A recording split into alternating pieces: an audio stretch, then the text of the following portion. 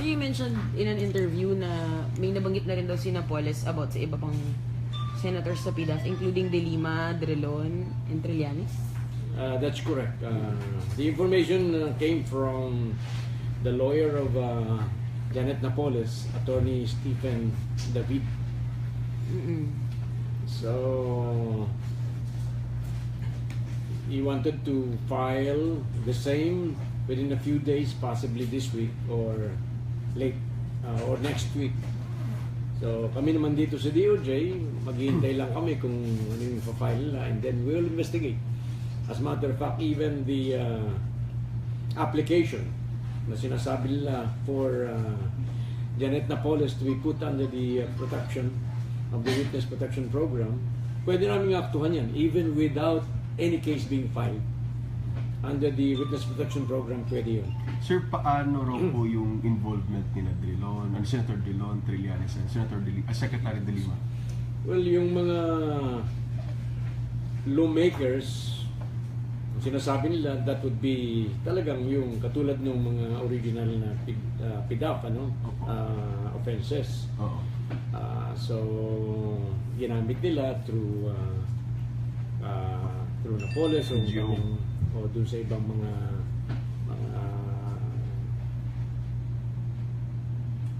corporations, but dun naman kay Senator De Lima, perhaps dun yun sa conspiracy or yung negligence tungkol dito, why Pdaf was consummated or committed. Paano sir na-involve si Senator De Lima? Kasi secretary siya ngayon lang naman siya naging senator. Paano siya nasama dun sa conspiracy? Well, yun ang ididetalye ni Janet Napoles, because I was told that Janet would like to make a statement only out of her personal knowledge. So, si Janet ang mismong magsasabi kung ano ang involvement ng bawat isa. As a matter of fact, may sinasabi doon na meron daw 10 million pesos for the arrest or any information leading to the arrest of Janet Napoles. And hindi malaman kung sino ang nag-claim niyan, if ever it was claimed. Yung sa reward? Sa reward. Ang parang nag-accompany kay Janet Napoles is one of her female lawyers. Si Kapunan? Possibly. So, Morandel, sir. Di ba Okay. Morandel, pero binigay pa rin yung reward. May nagsabi sa kanila na the reward was claimed by one of the high officials of Malacanang. Sir, may info kayo kung sino yung higher official? Meron, but I'd rather that you get it from the camp of Janet Napoles. Sinabi na sa akin taas. Gano'n kataas? Pinakamataas. Isa sa pinakamataas doon sa Malacanang. Mas mataas sa secretary? Yes. Mas mataas sa secretary? Mas mataas sa secretary? Vice President. Sa kanila nyo ito. Sir, mas mataas sa secretary level? Well, siguro, the secretary, the first among equals. Exactly. Yes. Okay. Sir, pero sir, nakausap niyo na si Napoles? Hindi. I'm only talking to the lawyer. Maglalabas sila ng affidavit pala? Yes, meron na raw na halos final na yung draft ng statement ni Mrs. Napoles, but they are still waiting for some documents para to finalize it. Sir, paano na-involve naman yung kay Trillanes? So, Trillanes Drilon, parang yung before na scheme, gano'n? Correct. Parang hindi sila nabanggit dati doon sa mga lumang listahan ni Napoles. Hindi sila si Drilon, parang si Drilon nabanggit. Si Trillanes Well, parang hindi. I believe that they were already enumerated there last during yung panahon pa ng nakaraang administration. Hindi nga lang sinama. We thought all along that they will be included in the second and third batches, which batches never came. Pero sila lang, sir, ang talagang na-specify na pangalan? No, masyado marami yan So I believe that batch by batch din yan hindi mo naman maaaring pagsama-samahin lahat yan. Otherwise, sobrang tagal niyan bago ma-realize. So, siguro, may initial batch, mga 7, 10, ganyan. And then, the other list. Pero, will follow. pero sir, when you talk to the lawyer, ang nabanggit niya sa inyo specifically ay yung 3 pangalan. O may iba pa? Sino yung tatlong? Yung Drilon Trillanes de Lima. O may Meron iba ba pa? pa? Meron ba pa? Na senador din, sir. Yes. Sino Sino, pa, sir? sir? Sino? Kasi para fair, dahil Opo. yung 3 na pangalanan na eh. Well, yun ang lumabas sa yun ang what he told me. But sinabi niya na meron pa raw. Ngayon, as to who are they, pakitanong na lang kay Attorney Stephen. Okay. Sir, kasi medyo ang dating parang nagkalaban lang ang pinangalanan ninyo.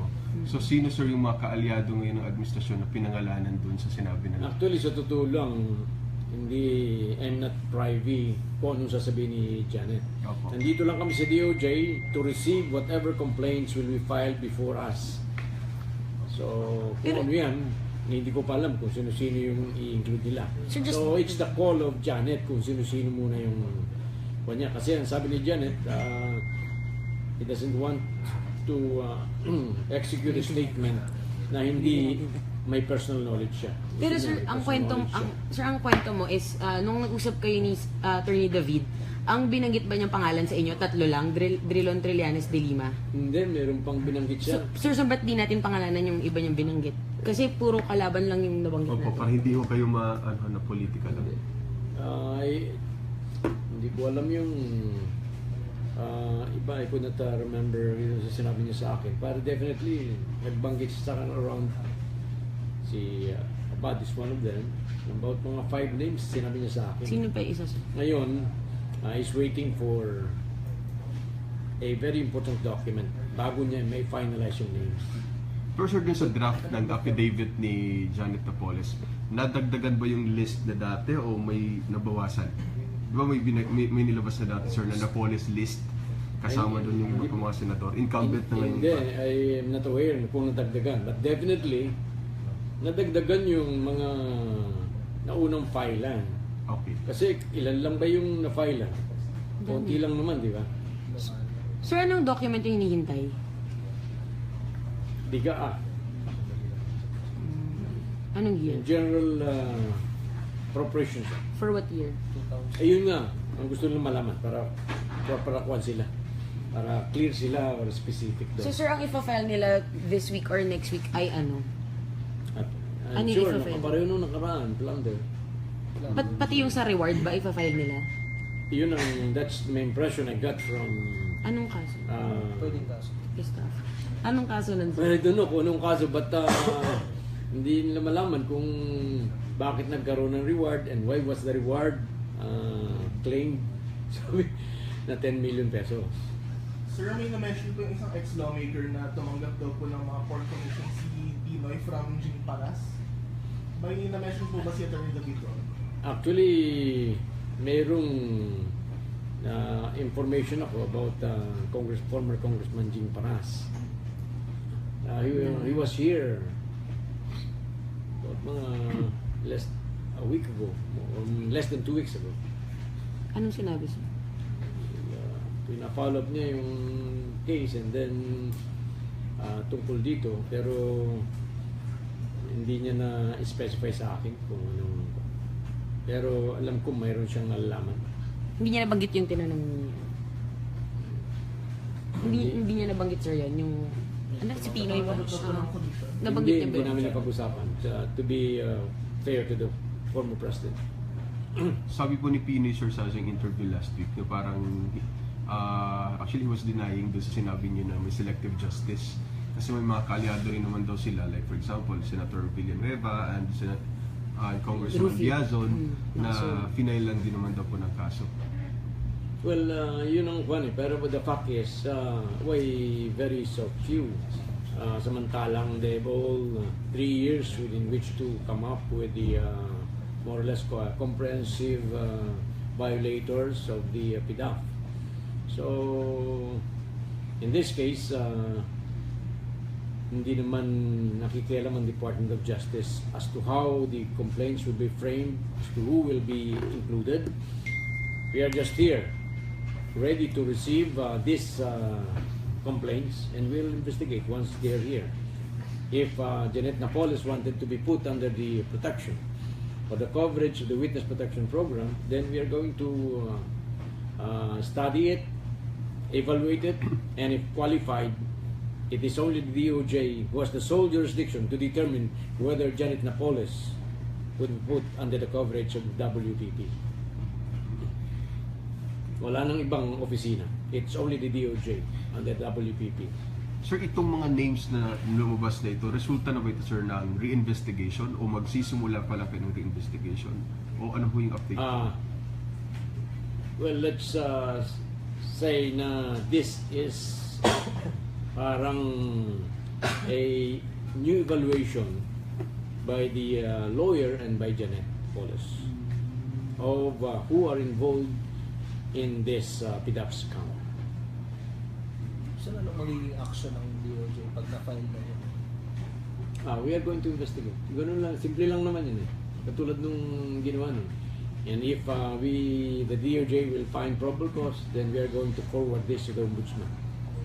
Because the Ombudsman has the primary jurisdiction over cases involving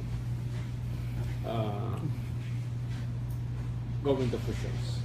So, bakit hindi na lang i-turn over agad sa Ombudsman. It's the call of the complainant. Pero di ba may MOA kayo, sir, na pwede niyong i-ano na yun? I-forward sa Ombudsman? Ang Yung na-bring up MOA natin kay namin Delima is that, Oral Arts. ang MOA is that both the DOJ and the Ombudsman have concurrent jurisdiction. Kaya because of that MOA, it could be filed with us, it could be filed with the Ombudsman. So, call na ng complainant kung saan lang iba-file yan. But in the event that it's filed with us, then we are going to, upon the termination of the investigation, we are going to send our findings to the Ombudsman. Sir, yung nabanggit niyo kay Secretary Abad, may bago ba sa involvement niyo doon o what? Ano po yung bago doon?